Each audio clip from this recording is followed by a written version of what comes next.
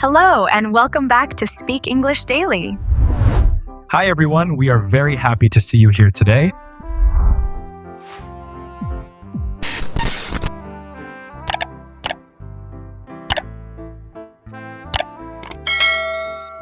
Have you noticed how people suddenly change the way they speak when they want to sound intelligent? Oh, definitely. The voice gets deeper, the opinions get stronger, and suddenly everybody sounds 100% certain about everything. Even when they clearly have no idea what they're talking about. Which is kind of funny because confidence is persuasive. If somebody says something with enough certainty, people usually believe them. True, but I also think there's this strange pressure now where people feel like they can never sound unsure. Even saying something simple like, "I'm not completely sure, but," feels risky to some people. I mean, doesn't it sound weak sometimes? See, that's the interesting part.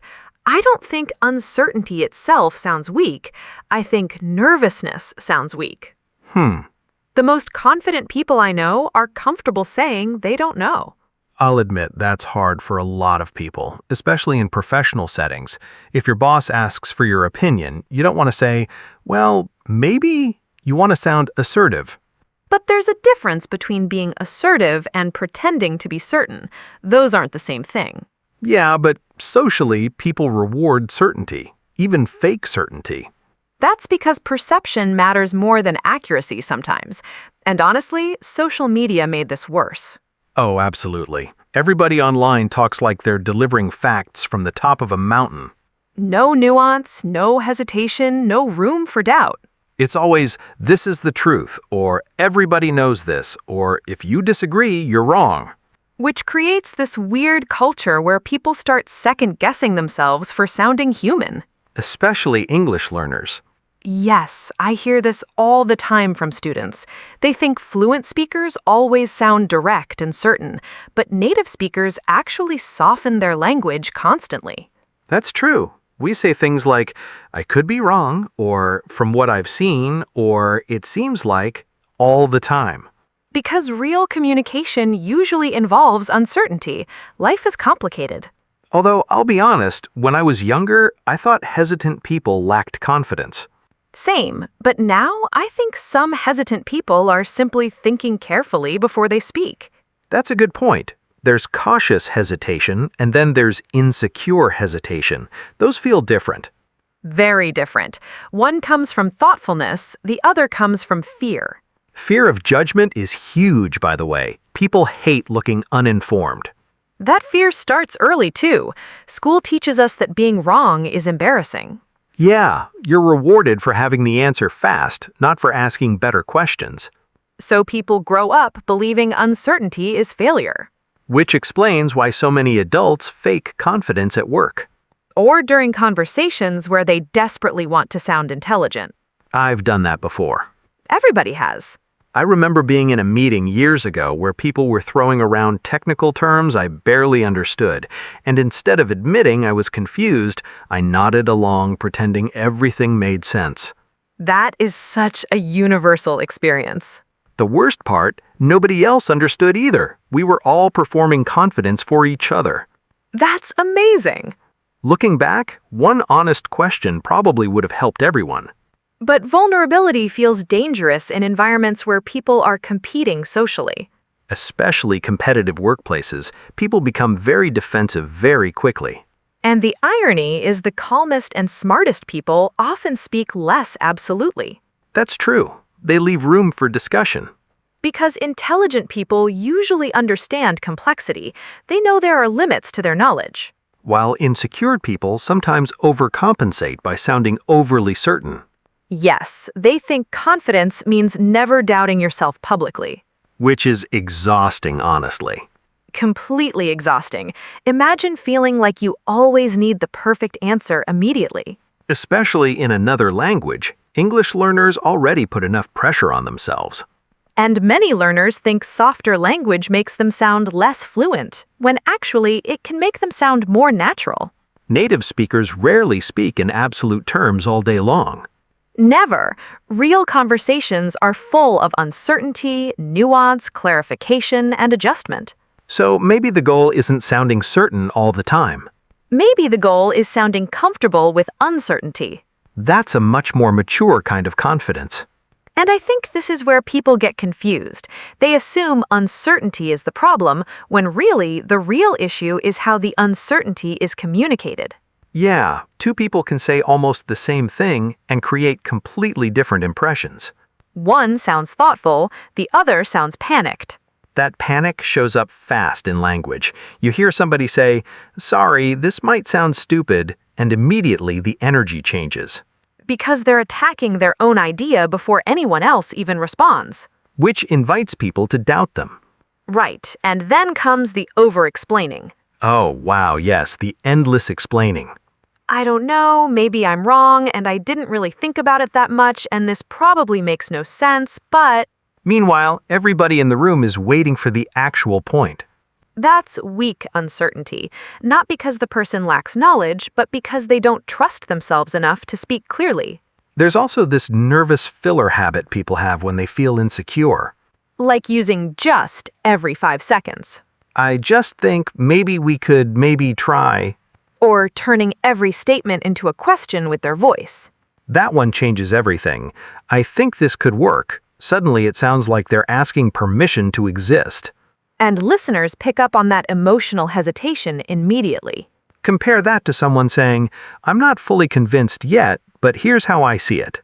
Completely different feeling. Calm, clear, open-minded. Also honest. Which people respect more than fake certainty most of the time. Because confident uncertainty has structure, the person still communicates a real opinion.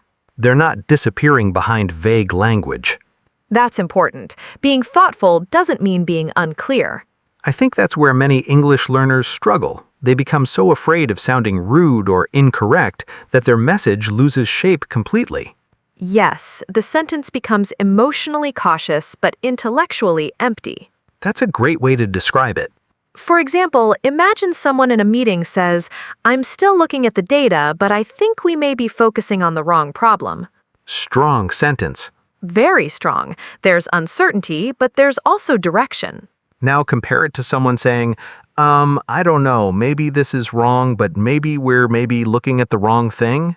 Same idea, different impact. One person sounds grounded, the other sounds overwhelmed. Delivery matters too. People forget that confidence is often communicated through pacing. Fast talking usually signals nervousness. Especially when someone keeps correcting themselves mid-sentence. I used to do that constantly. Really? Oh yeah, I thought sounding uncertain meant I had to soften every opinion, so I'd say things like, maybe, kind of, possibly. You are cushioning every sentence. Completely, and ironically it made me sound less competent than I actually was. Because people couldn't tell what you truly believed. Right. A confident speaker can acknowledge uncertainty while still taking ownership of their perspective. Ownership is the key word. Like saying, based on my experience, this approach tends to work better. Beautiful example. You're not claiming universal truth, you're simply explaining your reasoning. Which is intellectually honest. And honestly, more persuasive. Definitely more persuasive in disagreements, too. Oh, absolutely. The worst arguments happen when both people pretend they're 100% correct. Nobody listens because everybody's defending an identity instead of discussing an idea. But uncertainty creates space. That's such a good point. If someone says, I may be missing something, but this is my concern, it changes the entire conversation. People become less defensive. Because the speaker isn't trying to dominate. They're inviting discussion instead of declaring victory. I've noticed skilled managers do this really well. Same. You know what else sounds confident? Short explanations. Yes, thank you. People who trust themselves don't usually drown their opinions in 10 minutes of justification. They state their point, explain briefly, and remain open. Here's my view. I could change my mind if new evidence appears. That's emotionally stable communication.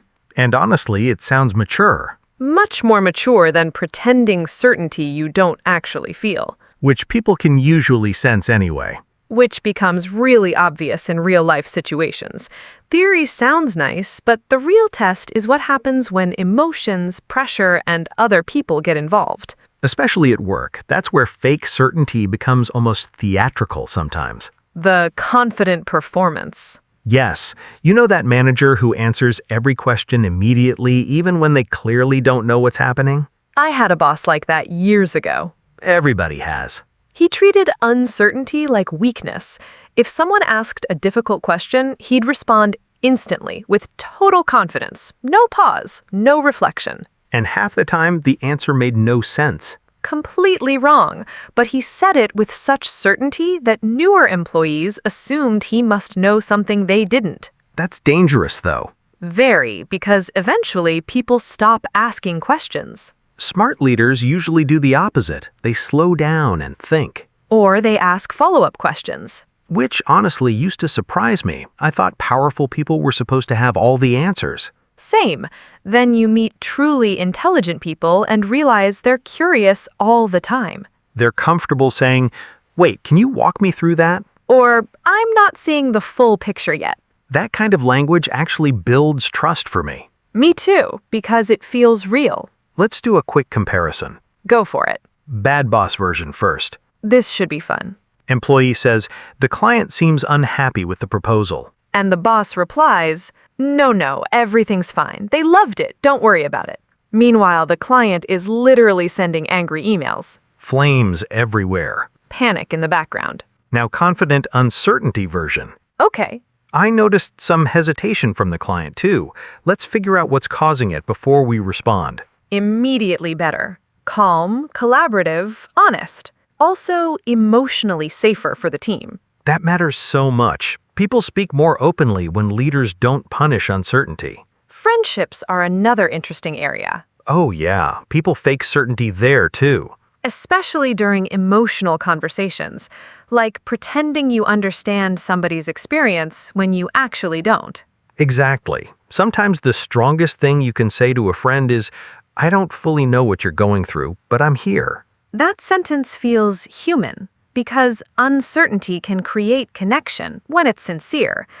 There's a difference between emotional honesty and emotional distance. Definitely. Some people avoid uncertainty by giving fake advice immediately. Here's what you need to do. Meanwhile, the friend didn't ask for a life coach. They just wanted someone to listen. I think people underestimate how comforting humility can be. Totally. Nobody trusts the person who acts like an expert on every topic 24 hours a day. That person becomes exhausting very quickly. Dating is another fascinating example. Oh, this topic becomes chaos in dating. Modern dating basically rewards performance. Everybody's trying to appear cool, detached, mysterious. Nobody wants to admit uncertainty because they think vulnerability kills attraction. When actually, fake confidence can feel robotic. Yes, that's the perfect word, robotic. Real chemistry usually includes awkwardness, hesitation, curiosity. Imagine somebody on a date saying, "I'm trying to figure out what I want long term." Honestly, that sounds emotionally mature to me. Same. Compare that to fake certainty. I know exactly what I want, exactly where my life is going, and I have everything figured out. Nobody believes that person. Not for a second. Also, uncertainty can be charming when it's relaxed instead of insecure. Explain. Somebody saying, "I'm nervous, I haven't done this in a while," can actually make them more likable if they say it naturally. Because it lowers the social pressure. Right. It creates authenticity instead of performance. English learners experience this constantly too. That pressure to sound perfect is brutal. I hear learners apologize before every sentence sometimes. Sorry for my bad English, even when their English is excellent. And the apology instantly changes the energy. It places the listener in a strange position too. Now the conversation becomes about the speaker's insecurity instead of the actual topic. Native speakers usually focus more on clarity and connection than grammatical perfection anyway. Absolutely. Some learners sound technically advanced, but emotionally unnatural because they're trying so hard to sound correct. They speak like formal textbooks. Yes, very polished, very stiff. Meanwhile, native speakers constantly soften statements. I guess, probably, it seems like, from what I've heard. Natural English has flexibility built into it. Because real conversations are dynamic. Humans adjust while speaking. Online arguments are probably the worst environment for this topic, though. Completely.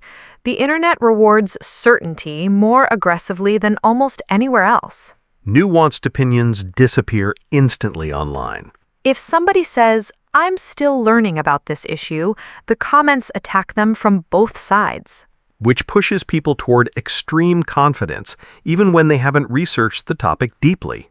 I've noticed the smartest people online often sound the least dramatic. That's true. They ask questions. They leave room for complexity. While less informed people sometimes speak with shocking certainty.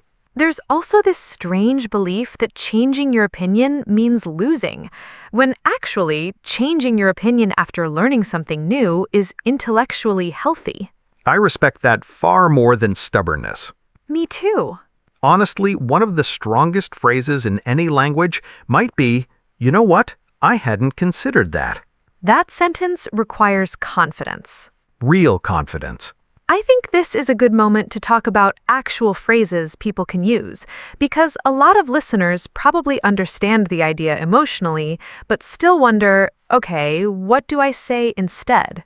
Yeah, because in real conversations, your brain freezes, especially under pressure. Totally. So let's focus on phrases that sound natural, calm, and socially intelligent. Not overly formal textbook English. Please, no textbook robots today. Greetings, fellow human. I possess moderate uncertainty regarding this topic. Horrible. Absolutely horrible. Thank you. One phrase I genuinely love is, "as far as I can tell." That sounds very natural. It's useful because it shows confidence and limitation at the same time.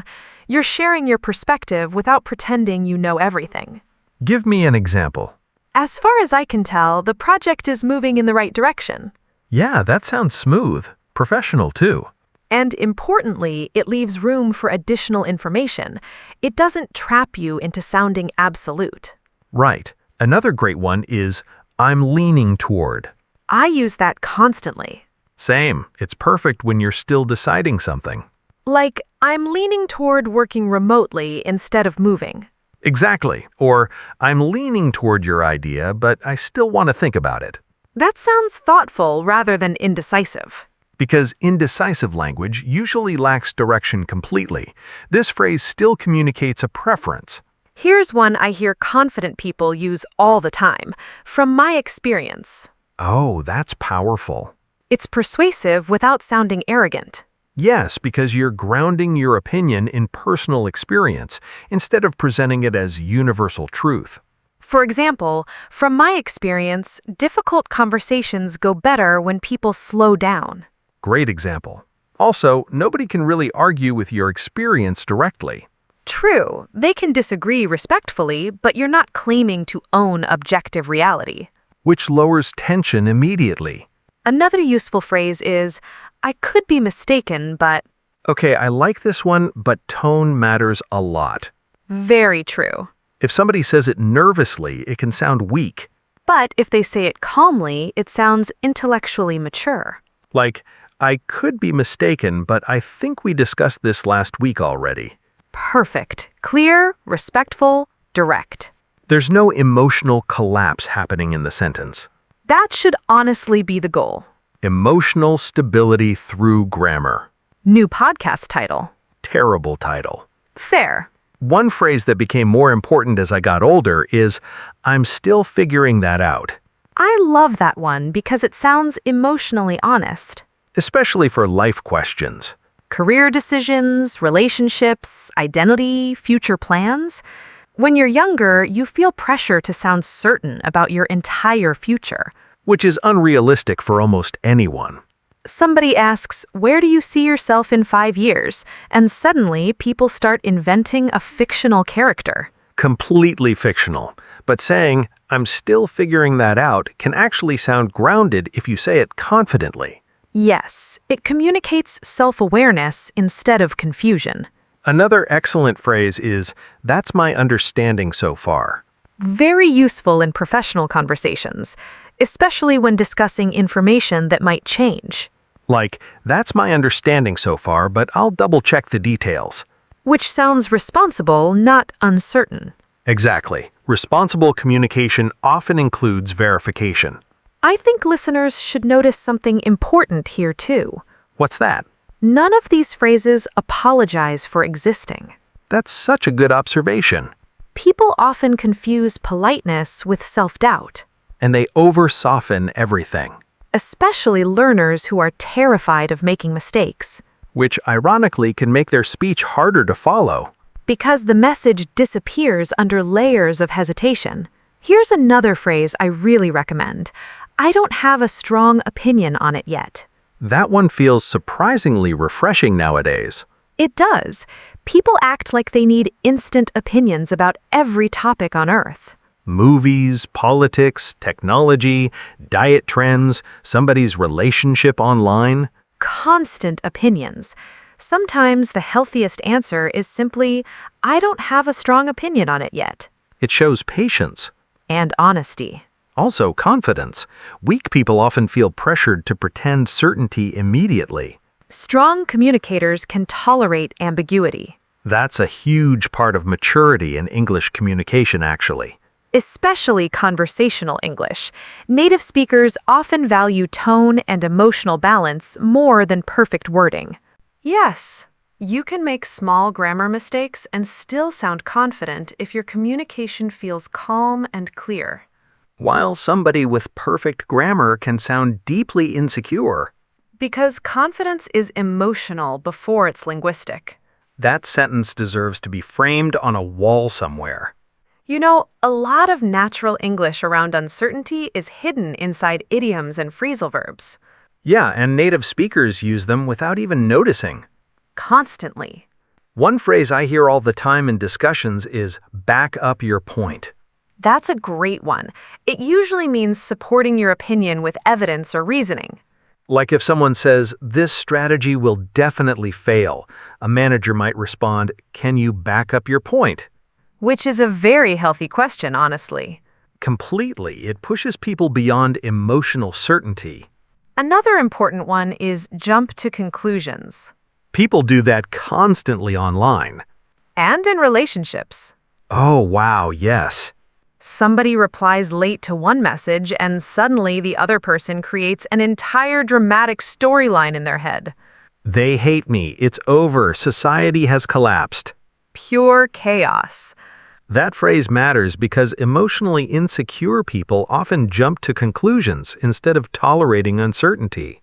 Which connects to another interesting phrase, sit on the fence. That one can be positive or negative depending on context. Right. Sometimes it means somebody is thoughtfully undecided. Other times it means they refuse to take a position at all.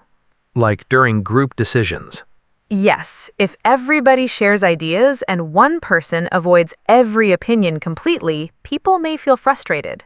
Because thoughtful uncertainty still requires participation. Exactly. You can say, I'm still thinking about it, while still engaging honestly. I also love the phrase, feel put on the spot. That's extremely common in conversations. Especially at work meetings. Somebody suddenly asks your opinion in front of 10 people and your brain stops functioning. Completely blank, not a single intelligent thought remaining. Just elevator music in your head. And when people feel put on the spot, they often pretend certainty because panic takes over. Which is why calmer communicators buy themselves time. Let me think about that for a second. Beautiful sentence. Another important phrase is speak your mind. I admire people who can do that respectfully. Same. Speaking your mind doesn't mean becoming aggressive. Exactly. Some people confuse honesty with brutality. I'm just honest usually means I enjoy creating emotional damage. Very accurate. Good communicators speak their mind while still reading the room. That phrase matters so much socially. Huge skill. Reading the room means noticing emotional context before speaking. Timing, tone, energy. because even truthful comments can come across as insensitive if the situation is wrong. Speaking of come across as, that's another useful phrase for learners. Definitely. We use it constantly when describing impressions. Like, he comes across as confident, or she came across as defensive. And uncertainty plays a big role there. The same sentence can come across as thoughtful or insecure depending on delivery. Also, people should stop beating around the bush so much. That phrase is perfect for this topic. Sometimes nervous speakers circle around their point forever because they're afraid of being wrong. But clarity matters. You can be uncertain and still direct. Here's my concern is usually better than 5 minutes of verbal wandering. Agreed. And honestly, mature people know when to own up to mistakes too. That's a massive confidence signal. Somebody saying, "I misunderstood the situation," sounds far stronger to me than endless excuses. Because accountability requires emotional security. Sometimes you also just have to go with your gut. Carefully, though. Fair. Intuition matters, but it shouldn't replace thinking completely. Balanced uncertainty once again. It always comes back to balance. You know, this conversation reminds me of one of the most embarrassing moments of my career. Oh no. Yeah, it was painful. Years ago, I was in a strategy meeting with senior people at my company, and somebody mentioned a technical system I'd never heard of before. And instead of asking, you pretended you knew it? Immediately, full performance mode. Amazing. I nodded seriously and even added comments like, yeah, scalability could become an issue. You said absolutely nothing. Not one meaningful sentence, pure corporate survival instinct. Did anybody notice? Eventually, yes, because 20 minutes later, somebody asked me a direct question about the system. Disaster. Total disaster. I froze, tried to improvise, then accidentally contradicted myself twice. That physical feeling when you realize you've trapped yourself socially? Horrible. But honestly, that moment changed me. I realized pretending competence is far more damaging than admitting confusion early. That's such an important lesson. What about you? Mine was more personal. I used to think being supportive in relationships meant always having answers. Interesting. If a friend came to me with problems, I'd immediately try to explain everything or solve everything. Problem-solving mode. Constantly. But over time, I realized people felt more connected to me when I simply admitted, I don't know what the right answer is. That creates honesty. Yes, and strangely, it made my relationships deeper. People relaxed more around me because I stopped performing wisdom all the time. There's something comforting about people who don't need to appear perfect. Completely. They give other people permission to be imperfect too. Which might honestly be the biggest message of this whole conversation. Uncertainty is not weakness. Poor communication is weakness. Beautiful distinction. Thanks. I think listeners should remember that clarity matters more than certainty. You do not need to sound all-knowing to sound intelligent. In fact, the most confident people are often the most comfortable admitting limits.